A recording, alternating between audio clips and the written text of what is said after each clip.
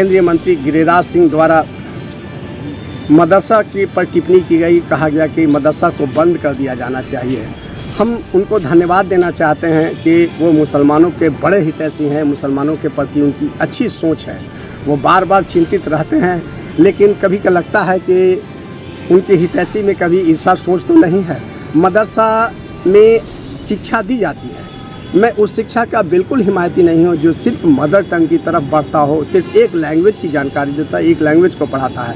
हम लंगड़े घोड़े को तैयार नहीं करना चाहते हैं। किसी भी एजुकेशन संस्था, किसी भी शैक्षणिक संस्था में वो तमाम एजुकेशन चाहिए, मदर टंग, नेशनल लैंग्वेज और इंटरनेशनल लैंग्वेज, तीनों चीज़ों की शिक्षा दी जानी चाहिए। अगर हम सिर्फ एक ख़ास मदर टंग को ही अगर देंगे तो वो बच्चा विकलांग पैदा होगा, लंगड़ा घोड़ा पैदा होगा। ये अच्छे घोड़े के लिए, अच्छे नस्ल के घोड़े के लिए तालीम का जो बेहतर विस्तार होना चाहिए।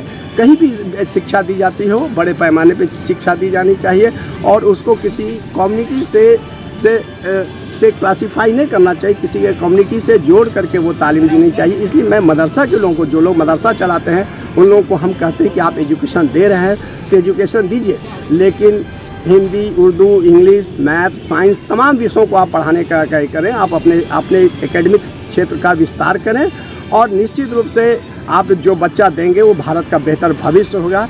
और आपके द्वारा सिंगल अगर दीनी तालीम के नाम पे जो तालीम दे करके उनके उम्र को बर्बाद करते हैं, 2, 4, 5 साल जो स्कूल जाने का वक्त होता है, उस वक्त आप जो दीनी तालीम देते हैं उसमें जनरल तालीम भी देते, तो शायद वो एक अच्छे नस्ल का घोड़ा तैयार होता है, एक तेज़ रफ्तार का होता है, जो भारत का भविष्य होता है। और हम समझते हैं, हम बिल्कुल इसकी निंदा करते हैं कि मदरसा में सिर्फ एक पर्टिकुलर रिलीजन का ही नहीं होना चाहिए, चाहे कहीं भी हो।